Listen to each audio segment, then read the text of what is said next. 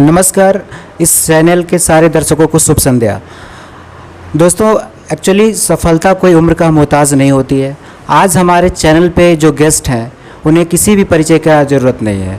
नवादा के शिक्षा जगत में जहाँ से नाम उन्होंने कमाया, पूरे नवादा के शिक्षा जगत में वो काबिल तारीफ़ है। तो आइए आपको हम जिस शख्स से मिलवाने जा रहे हैं, और वो बिल्कुल शिक्षा जगत के साथ साथ स्टूडेंट्स के दिलों पे राज करते हैं। तो आइए आपको मुखातिब करवाते हैं हमारे गेस्ट अमित सर से। सर, हमारे चैनल पे आपका बहुत बहुत स्वागत है। बहुत बहुत स्वागत सर। और मैं बताना चाहूँगा कि आप जैसे लोगों ने हमसे इंटरव्यू लेने के लिए आए, इसके लिए बहुत बहुत धन्यवाद सर। और आपकी ये महानता है सर कि आपने मतलब एक साधारण से तुच्छ व्यक्ति को आपने इस काबिल समझा सर, इसके लिए बहुत बहुत धन्यवाद सर।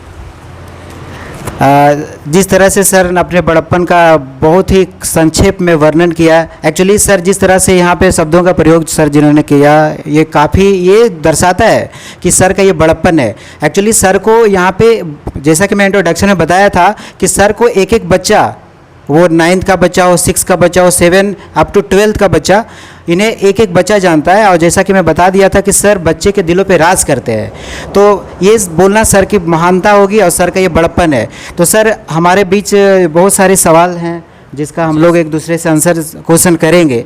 तो हमारा जो पहला सवाल है, जैसा कि आप साहित्य भी पढ़ाते हैं जी, और आर्ट में हिस्ट्री हुआ, सिविक्स हुआ, ज्योग्राफी हुआ, ये सारे सब्जेक्ट्स को आप देखते हैं। तो ये पहला सवाल ये है सर कि स्टूडेंट्स का जो रुचि है आर्ट के प्रति, वो बहुत सारे स्टूडेंटों में नहीं है। स्टूडेंट ज़्यादातर साइंस के प्रति ज़्यादा रुचि जगाते हैं। तो आप मतलब कैसे ये बताना चाहेंगे स्टूडेंट्स को कि आर्ट के प्रति रुचि को कैसे बढ़ाएं सर? सबसे पहले कि आर्ट्स के प्रति मतलब साइंस के प्रति बच्चों का रुचि है तो बहुत अच्छा बात है और रहना भी चाहिए। लेकिन आर्ट्स के प्रति भी रुचि लोगों में, विद्यार्थियों में मैंने जगाने का काम किया है। और इसका सबसे बड़ा मूल कारण ये है कि सबसे पहले कोई भी पॉइंट आता है, जैसे मान लिया कि आपदा अगर कोई पॉइंट है, जैसे आपदा हम परिभाषित कर रहे हैं, तो आपदा को हम बेहतरीन तरीके से अगर हम बताते हैं परिभाषा के दृष्टिकोण से, और उसके बाद कोई भी चीज़ को हम ग्रामीण परिवेश से जोड़ने का प्रयास करते हैं। कोई भी पॉइंट को मतलब पहले बता देने के बाद एगो हमारा शब्द चलता है फ्लैशबैक। हाँ, इस टाइप का एक शब्द चलता है कि बोल फ्लैशबैक में चलो, मतलब कहता है हाँ, मतलब कुछ वैसे जगह चलो जहाँ पर मतलब कहता है तुमको सही तरीके से समझ में आ जाए। जैसे एगो उदाहरण हम लेते हैं कि आपदा से बचाव का उपाय क्या है। आपदा से बचाव का उपाय क्या है? तो बहुत सारे लोग देखे हैं कि कभी काल अगर भूकंप आ जाता है, मान लिया गया 2012 के करीब था सर जो भूकंप का दौर था। हाँ, तो जी सर, तो उस वक्त क्या हुआ था कि भूकंप के दौरान है कि मान लिया गया 7 बजे भूकंप आया, और 7 बजे अगर भूकंप आया तो हम लोग डर के मारे घर से बाहर निकल गए। फिर टीवी चैनलों पर न्यूज आया कि 8 साढ़े 8 बजते बजते फिर भूकंप दोबारा आएंगे, जिसके वजह से हम लोग क्या करते हैं, डर के मारे गाँव देने ही मतलब खेत खलियान तरफ मतलब कहता भागे हुए रहते हैं। लेकिन वही बात क्या होता है कि जब 10 साल बजता है तो हम लोग सोचते हैं कि अब धीरे धीरे चलो, घर की ओर चलो। घर की ओर चलते हैं तो मान लिया कि अगर 4 तल्ला अगर लॉज है और मतलब कहता 50 वो लड़का उसमें आवाकरी से जाना शुरू किया एकाएकी, तो पीछे वाला लड़का झटका देकर बोल दिया कि फिर से भूकंप आ गया। अच्छा, डरा दिया। और एकाएक जब डरा दिया तो जितना भी ऊपर वाला लड़का था हावड़ा के सीढ़ी पर गिर गया।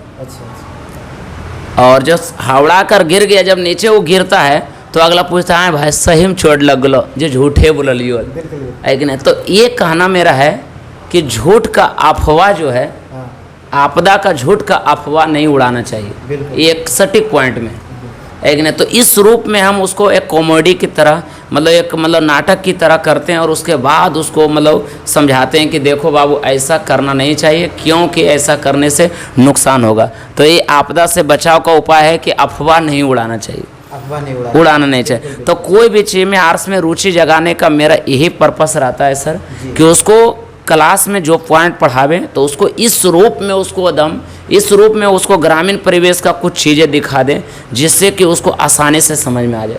कभी कल आप देखते होंगे सर कि हम लोग का पैर छूने का परंपरा चेंज हो गया। बिल्कुल, हाँ बिल्कुल, परंपरा चेंज हो गया। हम लोग क्या करते हैं कि वो भी कभी काल हम पढ़ाते हैं तो बताते हैं कि हमारा पुराना, जैसे भीमराव अम्बेडकर के बारे में पढ़ा रहे थे कि रामाबाई से उनका शादी जो है 14 वर्ष की अवस्था में हो गया। तो बहुत सारे बच्चे जो है हंसने लगे कि हो 14 वर्ष की अवस्था में शादी हो गया।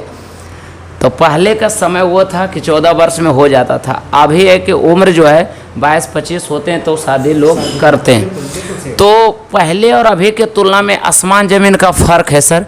उसमें हम बताना चाहेंगे कि एक खेसारी लाल का एक मूवी था जिसमें मतलब क्या था, अक्षरा सिंह से वो प्यार करना चाहते थे और उसके लिए एक स्कूल में जाकर वो चपरासी का काम लेते हैं। और चपरासी का काम लेने के बाद जब आते हैं और अपने पिताजी के चरणों में इस रूप में गिर जाते हैं, कहते हैं कि प्रणाम पितामह। तो उसके पिताजी बोलते हैं ये सब क्या है, ड्रामा रे। अच्छा है कि नहीं। तो बात समझ लीजिए, आज अगर हम झुक कर पैर को प्रणाम कर दें तो हम पूरा सूझ जाएं और प्रणाम करें तो पिताजी को भी लगेगा कि क्या कर रहा है आज। लेकिन अगर पैर का आधा पैर से अगर प्रणाम करेंगे तो समझ जाएगा वो सारे गुण आ गया। तो ये सब एक कॉमन चीज़ है सर, जिसको हम बताकर बच्चों में एक रुचि लाते हैं क्लास में। तो जिससे भी बच्चा मतलब कहता है कि बहुत मतलब पढ़ाने के साथ साथ एक फ्लैशबैक वाला जो बात है वो हर पॉइंट पर हम देते हैं, जिससे बच्चा का दिमाग एकदम कंट्रोल रहता है सर, है कि नहीं। जो अनाप शनाप उसका दिमाग में चल रहा है वो भी खचड़ा समाप्त हो जाता है, जिससे रुचि बढ़ता है। और मेरा क्लास कोई भी लड़का छोड़ना नहीं चाहता, सबसे बड़ा कारण यही है मेरे लिए सर, है कि नहीं। तो बहुत ही सुंदर तरीके से और बहुत सटीक तरीके से सर जिस तरह से जवाब दिए कि फ्लैशबैक, एक टेक्निकल टर्म यूज़ किया गया फ्लैशबैक। फ्लैशबैक का मतलब ये होता है कि पुरानी चीज़ों को पुनः दोहराना। मूवी में भी ये चीज़ दिखाया जाता है। तो सर का पढ़ाने का तरीका जो बिल्कुल शानदार है, इससे क्या हो रहा है कि स्टूडेंट बिल्कुल डाइवर्ट नहीं हो रहे हैं, उनका पूरा का पूरा ध्यान फोकस है पूरा स्टडी पे, और होना भी चाहिए क्योंकि कोई भी सब्जेक्ट पढ़ने के लिए रुचि होनी चाहिए और सर रुचि जगा ही दिए। तो रुचि जगाकर पढ़ाई करने से और पढ़ाई करवाने से स्टूडेंट में कोई भी डाइवर्सन नहीं आता है और स्टूडेंट पूरे क्लासरूम में कंसंट्रेट रहते हैं ना सर। जी सर, बहुत बिल्कुल। तो बहुत मुझे भी पसंद आया और मुझे भी पसंद इतना आया कि लग रहा है सर का क्लास मुझे भी करना ही पड़ेगा। तो बिल्कुल ऐसा लग रहा है क्योंकि तरीका बहुत मज़ेदार है भाई, तरीका बहुत मज़ेदार है। तो सर अगले सवाल की तरफ चलते हैं। स्टूडेंट्स पूछ रहे हैं कि 10th के बाद आर्ट पेपर ही क्यों चुने सर। जैसे जो 9th-10th में स्टूडेंट पढ़ रहे हैं तो 10th के बाद आर्ट में क्या स्कोप होगा। तो अब सवाल आता है, स्टूडेंट ये सवाल भी कर सकते हैं कि 10th के बाद आर्ट पेपर क्यों चुना जाए, इसका बच्चों का जवाब दे दीजिए।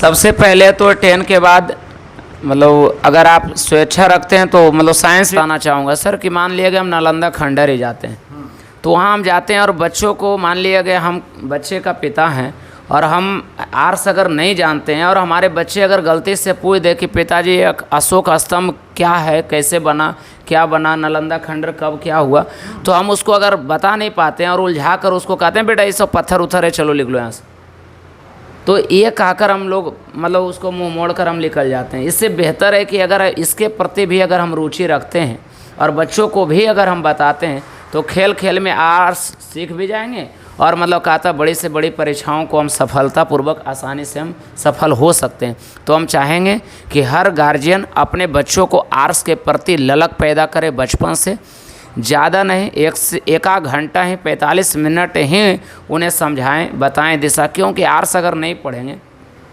तो अच्छे राजनीतिक में नहीं जा सकेंगे।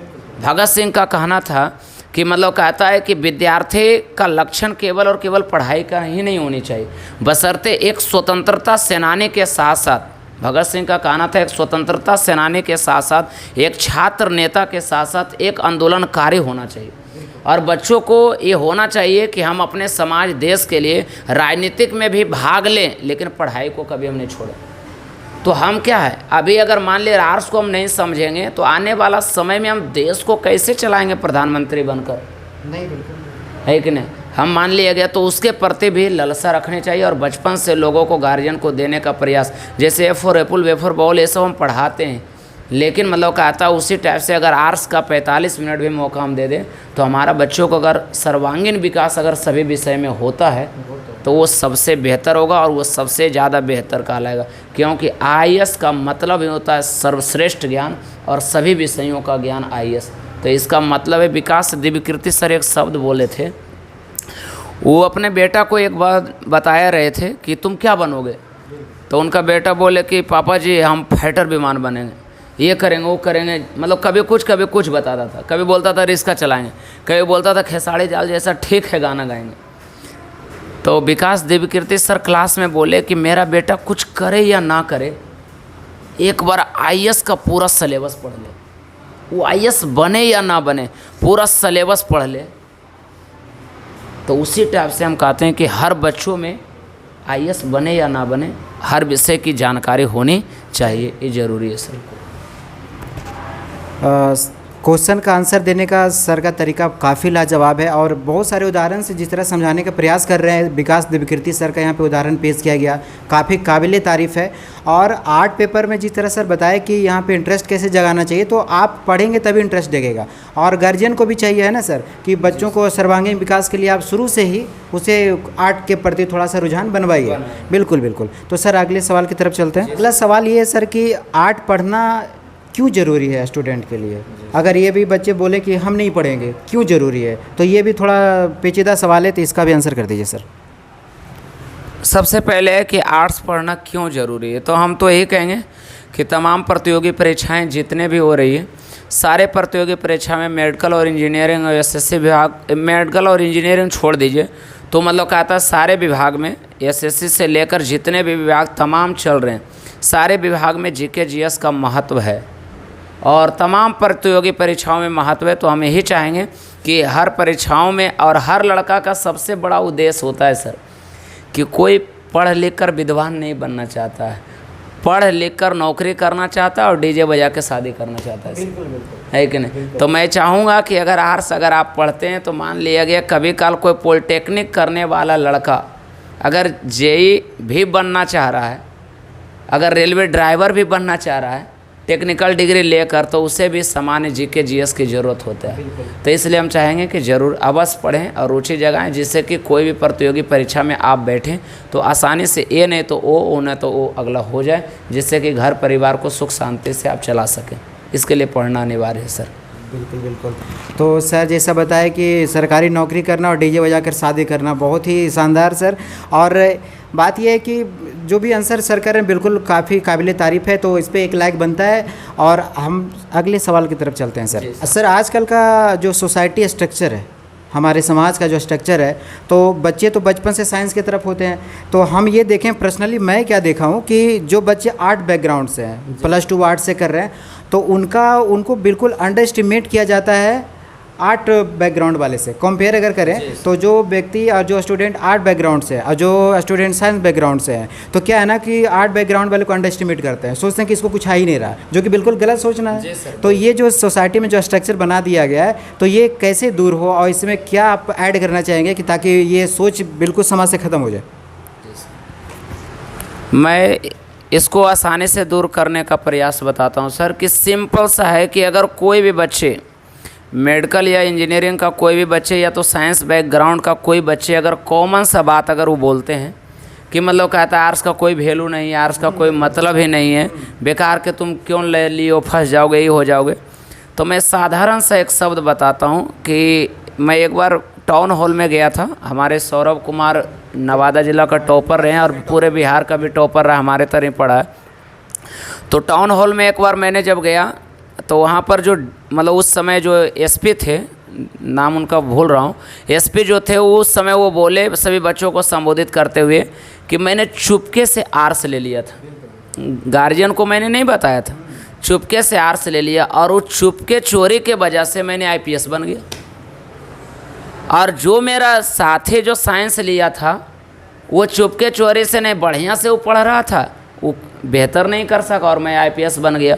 और आईपीएस का एक रुतबा होता है कि जब सोएगा भी आईपीएस तो 2 बॉडीगार्ड आगे पीछे घूरते रहेगा, घर भी जाएंगे तो 2 घूरते रहेंगे, यहाँ तक कि अगर छठ घाट पर वो पहुँचते हैं तो 2 बॉडीगार्ड हैं। तो अगला लोगों का निगाहें इधर उधर नहीं, वो बॉडीगार्ड पर रहेगा कि अरे कौन है। तो ये कॉमन चीज़ है कि आपको समाज में एक ताम झाम आपको मिलता है जो अदर जॉब में नहीं मिल पाता है।